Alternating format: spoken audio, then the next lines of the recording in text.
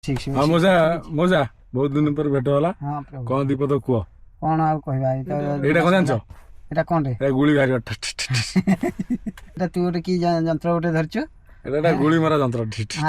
ମୁଁ ତ 2 ମାସ ହେଲା ହେଡେ 3 ମାସ ହେଲା ରହିଲି ତ ଫୋନରେ କଥାବାର୍ତ୍ତା ହେଇଥିଲି। ଆଉ ଏମିତି ଆସିଲା ପରେ ଏଇଠି ତ ଚାଲିଛି ବୁଢା କରାଗଲା ନା ଗାଡି ଚାଲିବ ନ ଚାଲିବ କଣ ଦେଖାଯାଉଛି। ବାଗେଇ ଯାଇଛ, ଡ୍ରେସ ପୁରା ଭଲ ହେଇଛି, ପ୍ୟାଣ୍ଟ ସାର୍ଟ ବଢିଆ ଭଲ ଲାଗୁଛି। ଘରେ ଯୋଉ ରେଷ୍ଟ ନେଲ ଟିକେ ଇଏ ହେଇଛି, ଏଠି ପୁରା ରଫ୍ ୟୁଜ ହେଇଯାଇଥିଲା।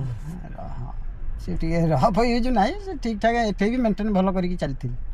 ଆଉ ସେମିତି ଜକାଜକି ନାହିଁ। ଡେଲି 40 ଟଙ୍କାର ପରିବା ନେବି, ତାକୁ ସିଝେଇ ଦେବି। କଲରା 3ଟା ଏଇ ରୁମରେ ଏଇଠି ଏବେ କାଳିଆ ଖାଉଛ? ହଁ, ବର୍ଷା ହଉ ନ ହଉ ତାକୁ ନେଇକି ସିଝେଇ ଦେଇକି ବାଡେଇ ଦେବି ସବୁ। ଆଉ ଏତିକି ଫେରେ ତରକାରୀ ବଳିବ। ବଢିଆ। ମଉସା ଆମର ପୁରା ଏକଦମ ମାନେ କଣ ଶାସ୍ତିକ ଭୋଜନ କରୁଥିଲେ। ମଉସା ଯେମିତି ଆଇଁଷ ଫାଇଁଷ ଖାଆନ୍ତିନି, ମାଛ ଫାଛ କେତେବେଳେ କେମିତି ଖାଆନ୍ତି। ଆଉ ଏବେ ଯୋଉ ଆଖିଟା ପ୍ରୋବ୍ଲେମ ମଉସାଙ୍କର ଦେଖେଇଛି, ପୁରା ତ ଶାସ୍ତିକ ଭୋଜନ, ଦେହ ପାଇଁ ଭଲ। ସେଇଥିପାଇଁ ମଉସା ପୁରା ଚିକଣ ହେଇଛନ୍ତି। ଆଖି ପାସ୍ ହେଲା?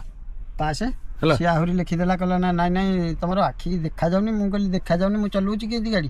ମୁଁ ଏଇଠି ଯାଇଥିଲି କୋରାପୁଟ, ଆପଣ ନେଇକି ଯାଇଥିଲେ ଗାଡି। ନା ଏତେ କଥା କହିବା ଦରକାର ନାହିଁ, ଆମର ଯାଇ ତମ ଭିଜନରେ ଦେଖଉଛି। ମୁଁ କହିଲି ମୋ ଭିଜନରେ ଦେଖାଯାଉଛି, ମତେ ଗୋଟେ ଆଖିକି ଦେଖାଯାଉଛି, ଗୋଟେ ଆଖି ତ ମୁଁ କ୍ୟାନସଲ କରିସାରିଲିନି, ଆପଣ କଣ କରିବେ?